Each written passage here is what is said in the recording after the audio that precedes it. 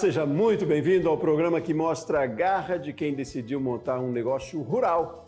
Começa agora o Empreender no Campo. E hoje o nosso bate-papo é com Vitor Ferreira, ele é analista técnico do Sebrae Nacional. Mas antes, Vitor, vamos conferir a história da Fazenda Burim, localizada em Sobradinho, aqui no Distrito Federal. Vamos conhecer.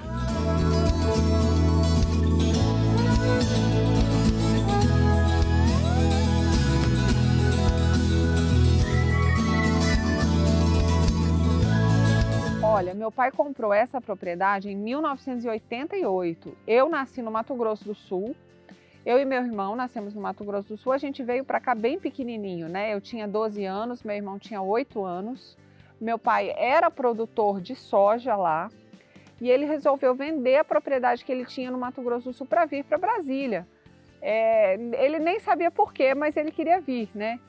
E então, assim, tem muito tempo que a gente está aqui. Inicialmente, meu pai produzia soja, milho e depois migrou para as hortaliças. Em 2017 também a gente resolveu sair da produção convencional para a produção orgânica. Aí a gente passou um período de conversão até ter a nossa primeira certificação em 2018. Bom, a gente dá muito valor na certificação orgânica, né? É algo que foi muito difícil conseguir. E quem tem esse certificado preza muito por ele. Então, a certificação orgânica ela garante que o seu alimento, o seu produto, ele está livre de defensivos químicos, de fertilizantes químicos, e ela ainda tem um processo produtivo limpo, que a gente chama, né, que envolve sustentabilidade, preservação dos mananciais, de áreas de preservação permanente. Tem todo um contexto envolvido na certificação orgânica. Então, é algo que a gente dá muito valor, além de garantir para o nosso cliente um produto de qualidade. Ele sabe que quando compra um produto com selo orgânico, ele está comprando toda uma história, toda uma garantia de origem. E aí você viu também lá no escritório a certificação da SVB, que é a Sociedade Vegetariana do Brasil, que também garante que o produto é sem contaminação de outros produtos de origem animal. Também é um produto limpo. Essas certificações elas são anualmente auditadas, então isso garante uma confiabilidade por parte do nosso consumidor.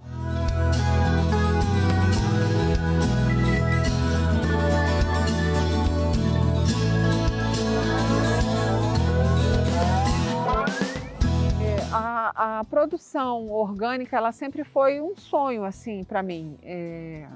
Eu vim de uma família do agronegócio, que sempre produziu soja, sempre foi desse meio. E eu respeito muito, é claro, são minhas raízes. Mas eu sempre simpatizei demais com a produção orgânica, sempre achei que esse caminho também merecia ser valorizado. Então, foi um desafio, primeiro, convencer meu pai a dar uma chance para o orgânico, né? Eu via como uma forma da gente agregar muito mais valor ao que era produzido aqui, né? Você sai de uma precificação X e entra em outra bem mais alta, simplesmente por você ter um selo orgânico. Então, numa área pequena, relativamente pequena como a nossa, o meu pai não poderia produzir em grande escala, como ele já produziu dentro do agronegócio, e a gente viu a produção orgânica como uma salvação. Na verdade, hoje eu vejo o orgânico, ele é a salvação do pequeno produtor. Ele consegue agregar valor e chegar em mercados que ele não consegue. Ele sai da feira e ele passa a entrar num segmento onde ele tem um valor, um reconhecimento do seu produto. E foi esse o nosso objetivo, foi um sonho mesmo de agregar esse valor e, ao mesmo tempo, preservar tudo que a gente tem aqui. É dessa terra que sai o nosso sustento e é para ela que a gente deve voltar todo o nosso cuidado, toda a nossa atenção. Então, a gente tem programas de reflorestamento, aqui dentro tem programas de preservação da nossa água e por aí vai. Eu vejo o orgânico realmente como a salvação, tanto do pequeno produtor quanto do nosso planeta. Quando a gente conheceu o Sebrae, as oportunidades que ele poderia trazer para a gente tinha um outro nome, nosso nome era Burim Alimentos Artesanais, um nome nada a ver. E assim, eu não sabia nada, eu não sabia quanto custava a produção do meu produto, eu não sabia se eu estava ganhando dinheiro, se eu não estava. Então eu comecei a fazer várias consultorias com o Sebrae para aprender a como detalhar todo esse custo de produção, né? Quanto custa? Antes eu só contabilizava matéria-prima, despesa e receita, basicamente, né? Eu não colocava o custo com energia elétrica, eu não colocava o custo com gás, eu não colocava a minha mão de obra. Então eu fui aprendendo a separar todos esses custos de despesas fixas, de despesas variáveis, e foi assim um grande aprendizado. De lá para cá a gente conseguiu mudar a nossa forma de precificar, embutir valor de frete e tantas outras coisas que muitas vezes passam batido para a gente. Mas o Sebrae foi fundamental para esse processo de entender e aprender como é que funciona o nosso custo de produção de fato. Além disso, teve toda a questão de marca e manual de marca, logomarca, nome, nós mudamos de nome, tudo isso foi fundamental para a gente ganhar espaço. Quando a gente se chamava lá atrás Burim Alimentos Artesanais, eu não tinha condições de sair do mercado de Brasília, né? Quando a gente mudou de embalagem, saímos do isopor para uma caixinha de papel, isso tudo foi um impulso para ganhar mercado. Isso nos levou, nos permitiu chegar no mercado de São Paulo, por exemplo, e de São Paulo a gente abriu para a região sul, região nordeste. Então, foi um divisor de águas, desde que o Sebrae apareceu.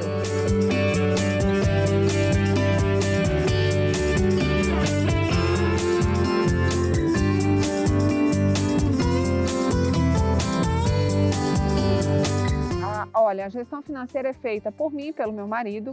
A gente usa alguns sisteminhas aí que ajudam bastante, né? Mas é bem na ponta do lápis, assim, é tudo muito calculado. A gente está passando por um processo também de reformulação de toda a nossa empresa, uma nova participação societária. Então, a gente vem tentando aprimorar todos esses modelos que a gente usa hoje, né? É sempre aprimorando, aprendendo, contando com a ajuda de órgãos como o Sebrae, por exemplo, que nos auxilia muito na precificação dos produtos, no cálculo de faturamento e por aí vai. As vendas, elas começaram assim, bem devagar com alguns restaurantes aqui em Brasília, logo a gente foi entrando nos empórios e foi muito no boca a boca. As pessoas foram conhecendo, foram gostando, a gente teve muita divulgação nas redes sociais, isso ajudou bastante. E teve aquela virada de chave quando o Sebrae entrou na nossa vida e mudou a nossa marca. Isso foi um grande diferencial para a gente se estabelecer no mercado. E hoje, boa parte das nossas vendas com lojistas, né, nós só vendemos B2B, e essas vendas elas são muito espontâneas, essa procura é muito espontânea, de pessoas que veem em determinado mercado ou determinado empório e querem levar para a sua loja ou restaurante. Então isso acontece muito depois da experiência da pessoa com o produto. Tem sido muito positivo, porque eles vêm, compram e experimentam e querem levar para sua loja. E as compras, elas são sempre recorrentes, não é uma única compra, elas acontecem e continuam acontecendo. E assim, toda semana a gente tem uma loja nova entrando, tem uma cidade nova para mandar produto. Já existe uma rede de logística assim, interessante, já bem estruturada, saindo de Brasília. Quinzenalmente a gente manda produto para São Paulo. E de São Paulo vai para outras cidades, para a região sul, para Minas Gerais, para o Nordeste, até para a região norte a gente manda carne de jaca.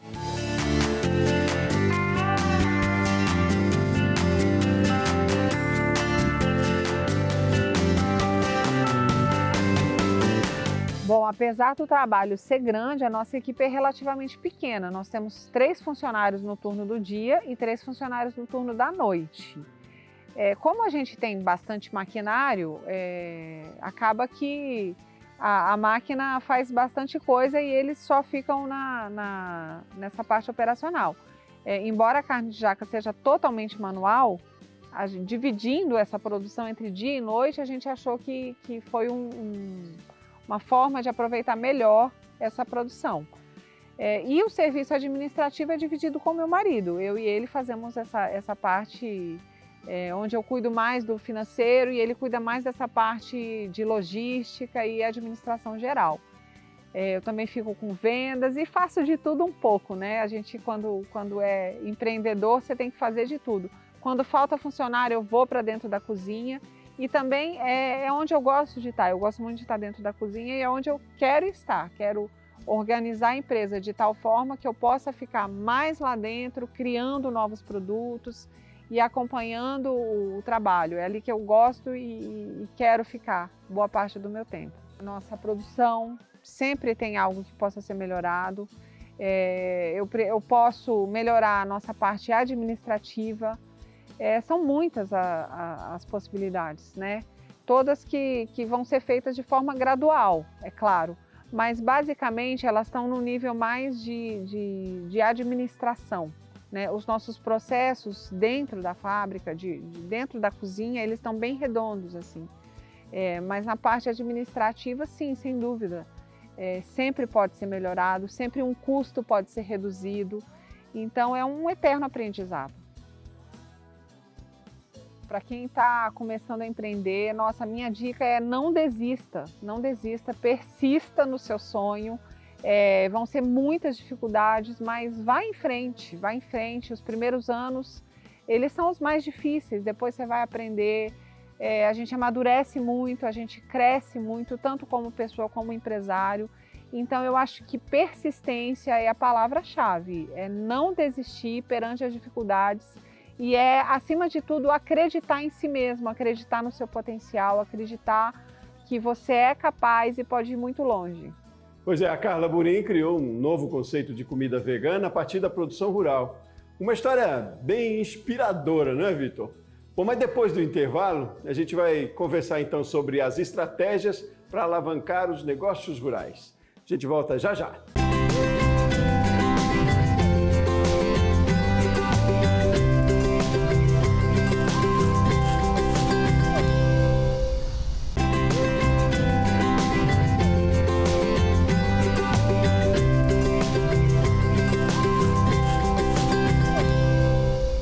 Estamos de volta com o Empreender no Campo e vamos direto conversar com Vitor Ferreira, analista técnico do Sebrae Nacional. Vitor, seja muito bem-vindo.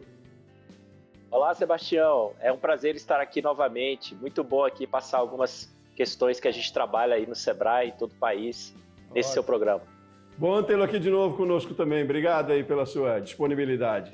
Vitor, é interessante a história da Carla, né, da Fazenda Burin, para a gente fazer uma leitura geral, como eu sempre começo fazendo essa leitura, para a gente entender dessa história e depois a gente entra em alguns pontos específicos. Mas aí, você analisando, vendo pelo diferencial, pelas estratégias da Fazenda e da Carla e do marido dela, como é que você avalia? Bem, Sebastião, a gente dando esse toque geral, né, desse negócio, que eles estão indo muito bem e aproveitando a oportunidade, eu queria dizer que isso é tendência, né, já há muito tempo, que a gente vê a tendência de consumo saudável, com sustentabilidade. Hoje o consumidor está muito preocupado com a rastreabilidade do produto, da onde que vem esse produto, da origem. Tem a questão das mudanças climáticas também, que o mundo está se transformando também, pensando mais nessa questão ambiental. Então, nós que estamos aí trabalhando com agronegócio, com a produção rural, nós temos que viabilizar atividades sustentáveis, atividades que respeitem o meio ambiente, que impactem menos recursos naturais, seja o solo, floresta, água, recursos hídricos, e isso está sendo cobrado pela sociedade no sentido da gente estar trabalhando de forma mais robusta. Por um lado, isso é bom, porque tem trazido um aumento de competitividade desses pequenos negócios rurais, como a gente acabou de ver, que estão aproveitando essa oportunidade desse consumo mais rastreável, esse consumo mais exigente, para que a gente possa empreender em atividades e até nichos de mercado que antes a gente não via tanto se falar no nosso país. Então, a gente traz esse aspecto maior, fazendo com que a gente mostre a importância de se trabalhar dessa forma e abre um leque aí de oportunidades para vários pequenos e médios produtores espalhados em todo o país. E o agro, de certa forma, está à frente disso, né? Pelo menos pelo potencial, pela situação que é, né? Então, essa exigência maior por sustentabilidade num empreendimento no campo, ela acaba se ressaltando muito mais, né? Mas, além disso, a Carla e o marido apostaram num nicho também, né? De produzir comida vegana. Quer dizer, é uma visão ainda além dessa necessidade ambiental, mas de negócios também muito bem acertada, né, Vitor? Isso mesmo. Eles já têm um diferencial por serem produtores orgânicos, então produzem de forma orgânica a produção. E nessa produção orgânica, que já é um nicho de mercado que tem bastante aceitabilidade no mercado onde eles estão, pelo menos aqui no Distrito Federal, muitas vezes falta produtos orgânicos, porque o consumo é muito grande, pujante. Eles entraram também na vertente da produção de alimentos veganos. Então, eles estão aí se diferenciando cada vez mais e a gente vê que eles estão numa crescente, né? Então, estão precisando cada vez mais escalar a sua produção porque a procura é muito grande. Mas isso também faz com que, além das oportunidades, nós vamos encontrando novos desafios. E esse desafio de aumentar essa escalabilidade dessa produção e dessa entrega também tem que se pensar muito bem no que vai se fazer. E é interessante, talvez, pensar na rastreabilidade para além do que é legal, né? Além do que a lei exige, né? Mas como um ativo também, né? Se eu produzo dessa forma, com esse diferencial, e agrego valor ali ao produto também, é mais uma ferramenta, é mais um ativo que eu tenho para divulgar também, né? Então, o que parece ao mesmo tempo obrigatoriedade, ela acaba sendo um benefício, né, Vitor? Assim, enxergar dessa forma, com essa visão de aproveitar muito mais do que talvez um outro segmento na cidade, que não tenha esse argumento, essa ferramenta, como um valor ali para o seu produto, né, Vitor? Sim, você falou de um ponto muito importante. O empresário começa a olhar os requisitos de mercado, que são exigências de legislação, como um valor. Hoje nós temos ainda, Sebastião, infelizmente, muita informalidade no campo. Então, no momento em que a gente abre um leque de opções de canais de comercialização, alguns canais exigem essa formalidade. O mercado em si exige. Como que você valida que aquele produto, que aquele produtor seguiu todos os critérios de uma boa produção, de boas práticas agrícolas, de rastreabilidade? Tem legislações específicas para cada produto, seja de origem vegetal ou seja de origem animal. Então, o produtor, o empresário que consegue se adequar a esses requisitos, então nós também temos soluções do Sebrae que apoiam nisso e também junto com outros parceiros, o produtor, o empresário, ele começa a se diferenciar no mercado. Porque como a informalidade é grande, na hora que ele se formaliza e tem um respeito a essas legislações e condições de exigência, seja da Anvisa, seja do Ministério da Agricultura, ou seja de outro órgão institucional, ele começa a se diferenciar. Então ele começa a olhar isso como valor. E isso faz com que ele se conecte melhor e de forma estratégica, trazendo segurança alimentar aí para quem está consumindo esse produto.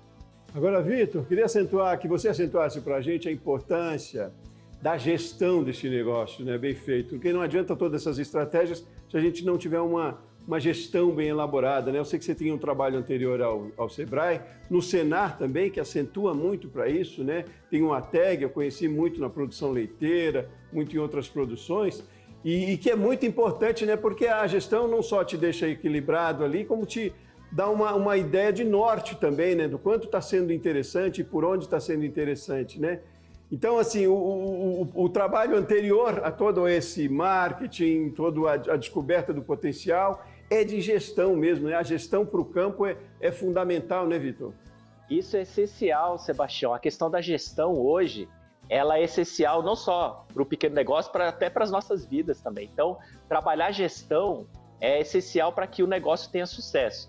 E esse trabalho que você falou, hoje nós temos a parceria com o Senar, sistema CNA-Senar, que chama-se Juntos pelo Agro, porque nós queremos fortalecer cada vez mais a gestão nos pequenos negócios rurais. A gente vê que isso ainda é um grande gargalo ainda no agronegócio, na pequena produção, E quando o produtor começa a fazer uma boa gestão, quando ele recebe uma tag que trabalha não só a parte de processo produtivo, mas já vê a questão de custos, margem bruta e toda a viabilidade econômica do seu negócio, e entra o Sebrae complementando, fazendo essa conexão com o mercado, também trabalhando ferramentas ali, fluxo de caixa, conexão com o mercado, vendo se realmente aquele canal de comercialização é viável para pagar tudo aquilo que ele investiu, a gente vê que isso é essencial e ele começa a fazer não só a gestão das contas, e ele começa a tomar decisões em termos de aumentar o investimento na produção, ou seja, aumentar o investimento numa pequena agroindústria ou num outro modelo de processamento, ou até mesmo ele aumentar o número de funcionários e gerir pessoas. Então,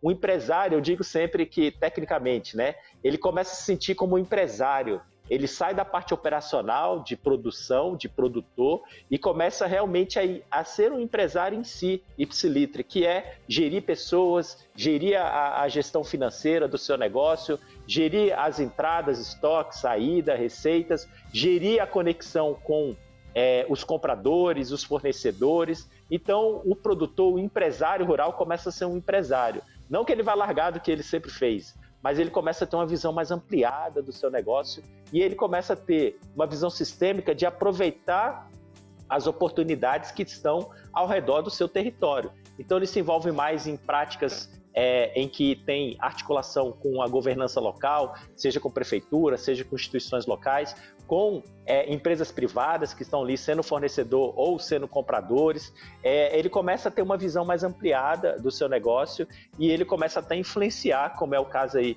que a gente acabou de ver, outros empresários também que querem também entrar nesse tipo de mercado. Isso gera qualidade de vida também e tem um peso fortíssimo numa outra questão preocupante no campo, né? Que hoje talvez a gente já tenha um pouco menos em algumas regiões, principalmente na agricultura familiar, que é a sucessão, né? Porque filhos continuam, filhos voltam, porque aquele negócio, aquele empreendimento está dando certo, né? Então tem toda uma questão social que acaba trazendo aí como agregador também para um negócio no campo, bem feito, bem gerido, bem planejado, né, Vitor? A gente às vezes vê um caso único, é um caso, é um exemplo, é um case para a gente discutir, mas isso tem uma amplitude enorme, né? As orientações que valem para um, ou o que está disponível hoje no mercado vale para outro.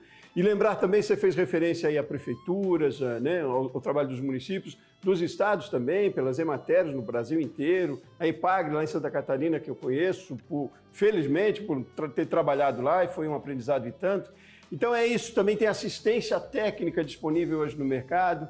Ideias não faltam, potencial não falta, né, Vitor? É buscar, é a postura para buscar e se inserir nesse mercado, né? No campo isso é formidável, né?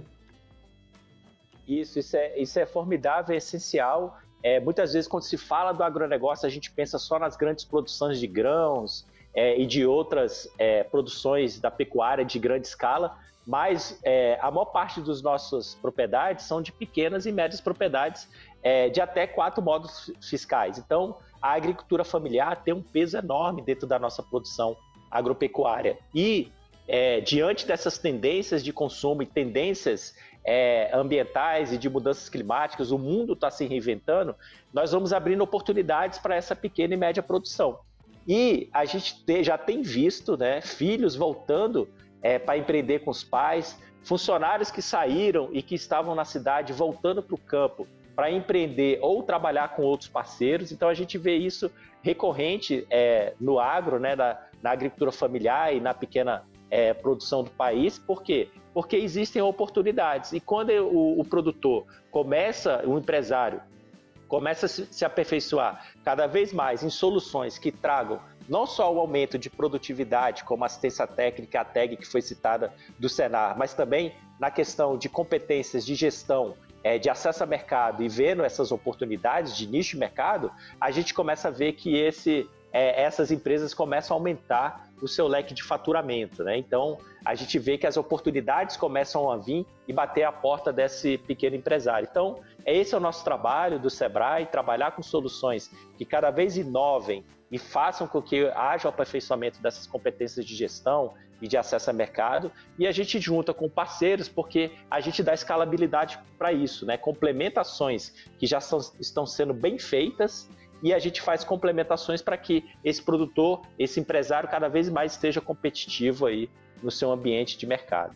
Muito bom, é o que a gente quer para todos, para a economia, né? Vitor, muitíssimo obrigado pela sua participação aqui com a gente, parabéns pelo trabalho que você faz aí no Sebrae. Então, a gente precisa terminar o programa por hoje por aqui, mas eu, claro, te espero em outras oportunidades, em outros programas aqui, para a gente conversar mais sobre isso aí, porque é mesmo muito importante. Obrigado, Vitor, um abraço grande para você. Abraço, Sebastião.